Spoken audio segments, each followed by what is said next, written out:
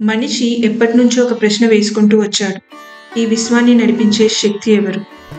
వేదాలు చెబుతున్నాయి, సృష్టి, స్థితి, లయం అన్నీ ఒకే తల్లి శక్తి ఆధారంగా నడుస్తాయి.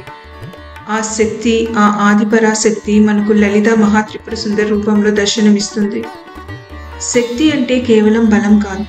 శక్తి అంటే జీవానికి జీవం ఇచ్చే శక్తి. అది స్త్రీలో మమతగా, ప్రకృతిలో సౌందర్యంగా, మనలో చైతన్యంగా ఉంటుంది.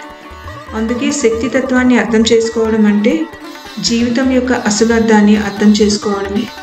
లలితోపాఖ్యానం బ్రహ్మాండ పురాణ కథ.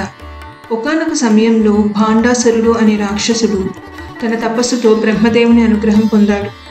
అపారమైన శక్తిని సంపాదించి అతడు దేవతలందరినీ జయించాడు. అసుర శక్తులు పెరిగి దివ్యలోకాలు తలవంచాయి. ఇక్కడి నుంచి ఒక గొప్ప దివ్య అవతారం అవసరమైంది. లలితాదేవి అవతారం.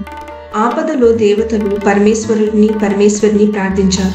ఆ వేళ సూర్యమండలంలా ప్రకాశించే ఒక దివ్య కాంతి వెలువడింది. ఆ కాంతి నుంచే మహాత్రిపుర సుందరి లలిత పరాభట్టారిగా అవతరించింది. ఆమె కేవలం యుద్ధానికి పుట్టలేదు. ఆమె ప్రేమకు, కరుణకు, జ్ఞానానికి, అలాగే ధర్మ పరిరక్షణకు పుట్టింది.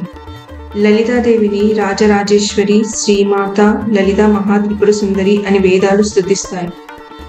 భాండాసురుని నాశనం.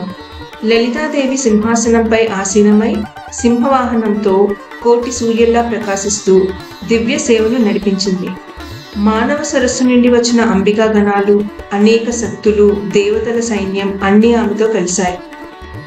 యుద్ధంలో లలితాదేవి కామేశ్వరి బాణంను ఉపయోగించి భాండాసురుని సంహరించింది.